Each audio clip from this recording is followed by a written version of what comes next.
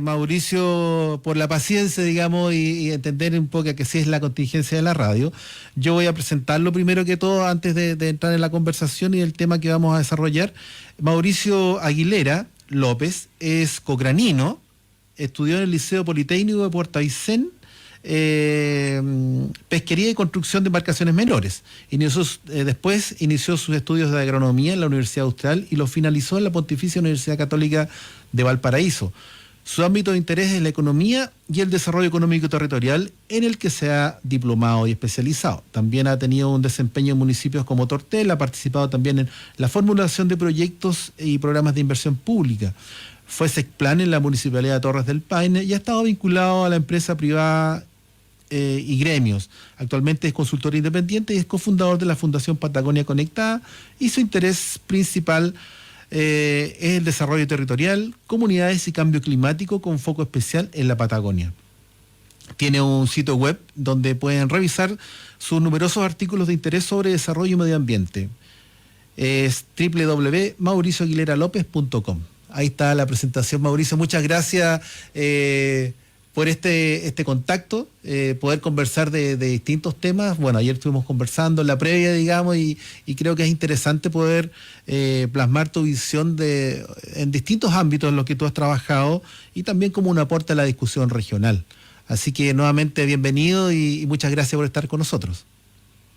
Manuel, muchas gracias a ti, muchas gracias a la radio por esta posibilidad de poder compartir algunas ideas. Un gran saludo a los habitantes de la región. Ahora, por distintas razones, estoy fuera de ella, pero siempre de una u otra manera conectado y buscando siempre tener una mirada de cuáles son las posibilidades y qué es lo que se puede hacer, desde qué mirada en el contexto que nos encontramos. Así que atento y un gran saludo para todos allá.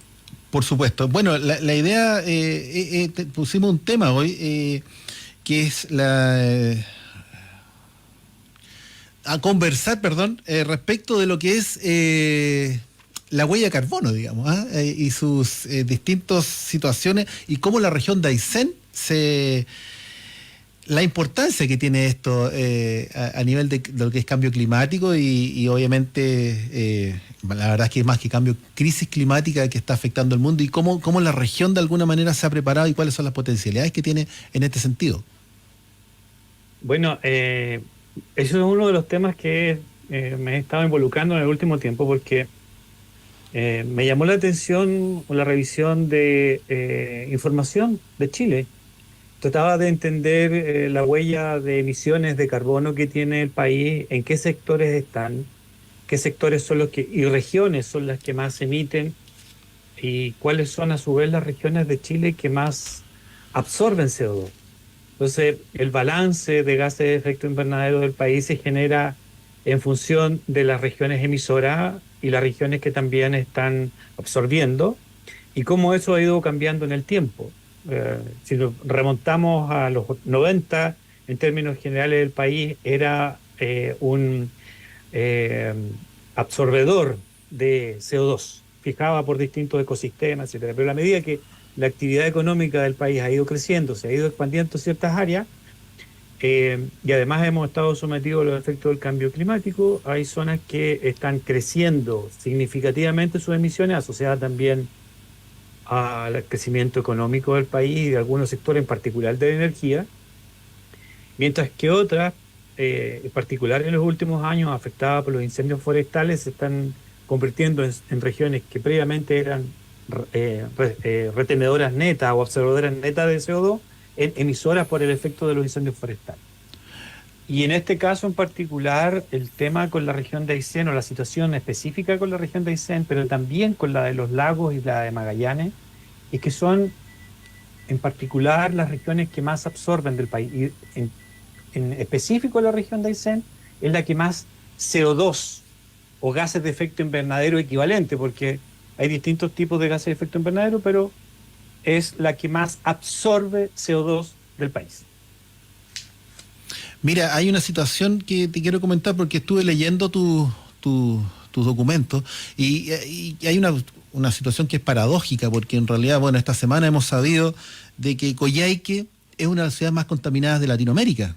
¿ah? Obviamente es por la materia energética que está enfocada en lo que es la leña para la combustión y para la calefacción y a partir del mes de marzo, abril empiezan a descenderse las combustiones, empiezan los niveles altos de contaminación.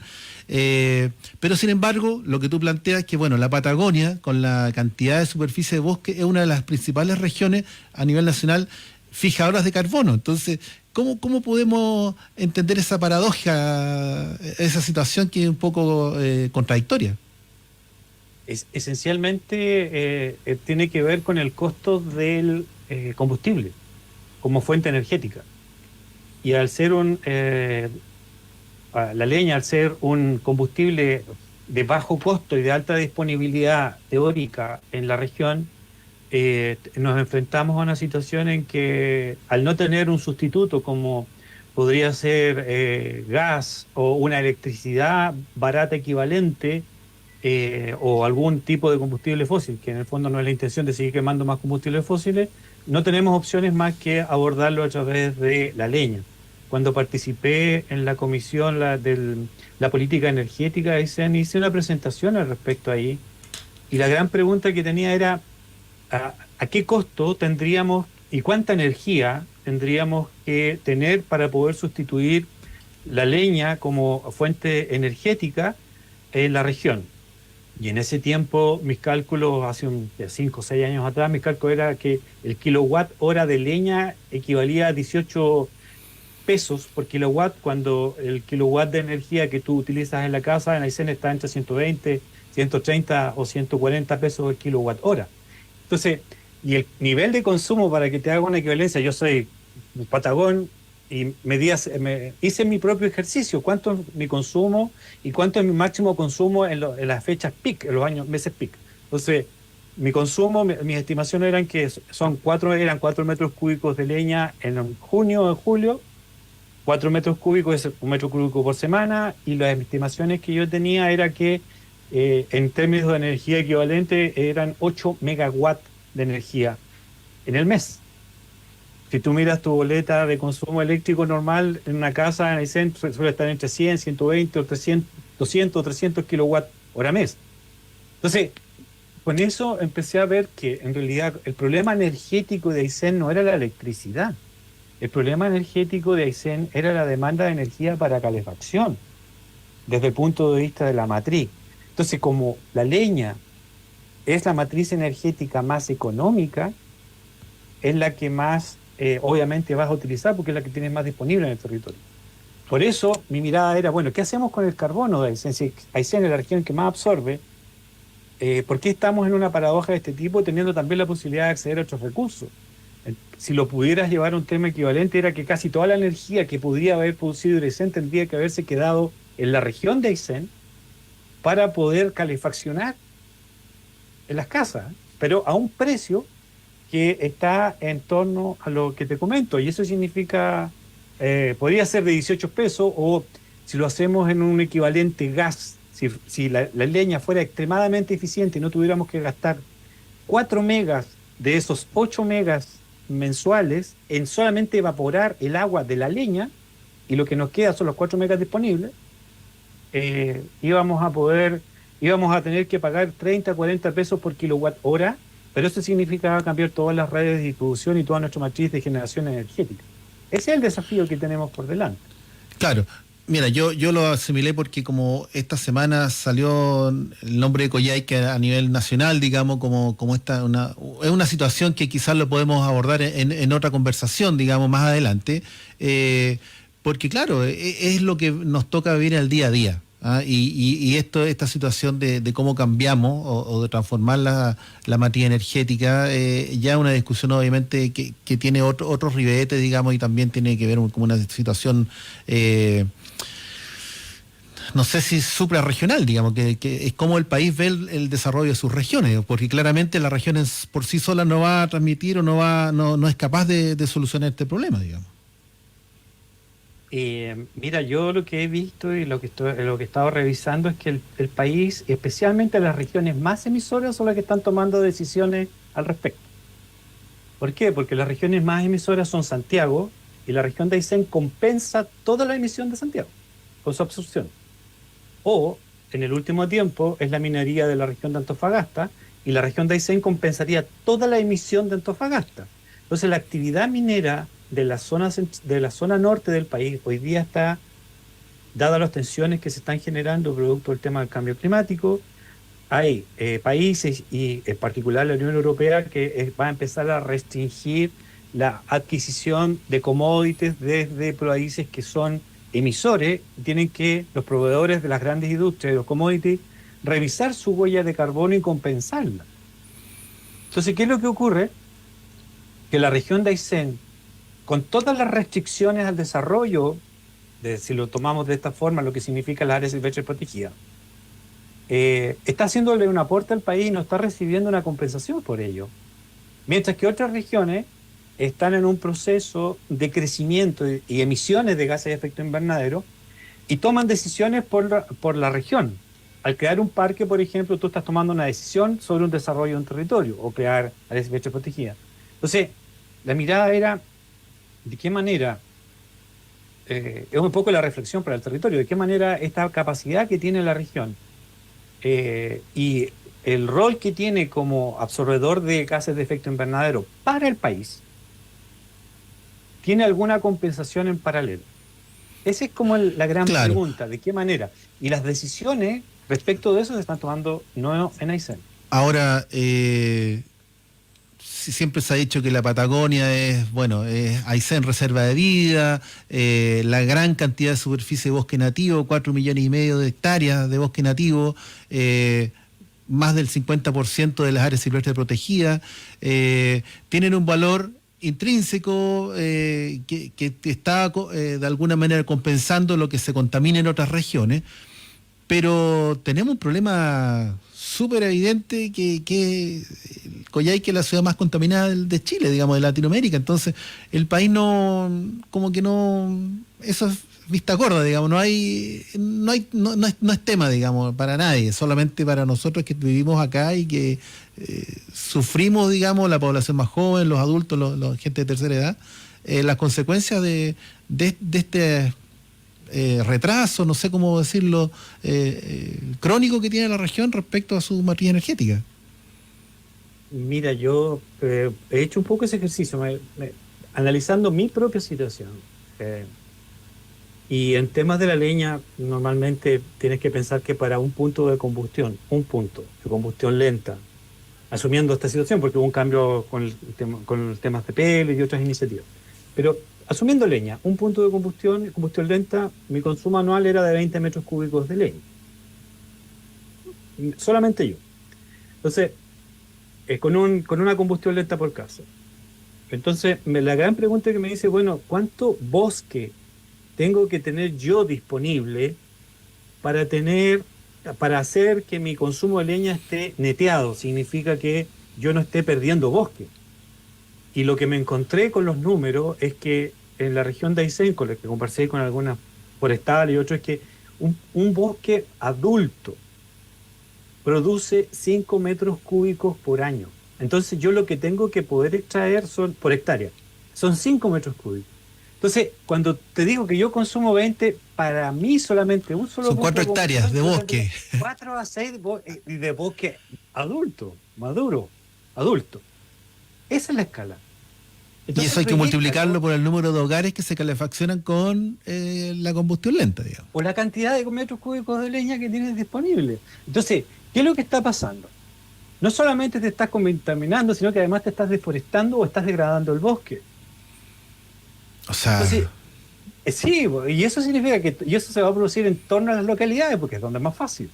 Tienes degradación, y al tener degradación tienes pérdida de servicio ecosistémico, regulación hídrica, absorción de CO2, tienen efectos sobre las nieves, temas de temperatura, mayor sequía, dificultad de capacidad de infiltración. Entonces tiene un efecto dominó muy grande y mientras la ciudad sigue creciendo.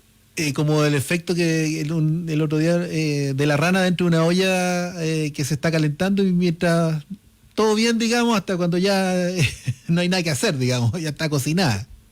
Claro, entonces cuando el problema no es de esa gente de Santiago. La gente de Santiago tiene otro problema, la gente de los lagos tiene, que es la región que más consume leña del país. En residencial tienes casi 2,5 millones de metros cúbicos de leña por año. Y 70% de eso hoy día es bosque nativo. Oye, La escala es esa es la pregunta que hay que tú hacer. ensayabas algunas propuestas de, no sé si de solución, pero sí de mitigación respecto de la región, de cómo cuidamos el recurso y cómo le sacamos provecho como región a esta gran capacidad de absorción de CO2 que tiene o de fijación que tienen los bosques de la Patagonia, digamos. Sí, mira, hoy día la pregunta es qué oportunidades tenemos y cómo podemos abordarlas. Y en términos generales, una de las posibilidades es, por ejemplo, considerar el mercado voluntario de bonos de carbono,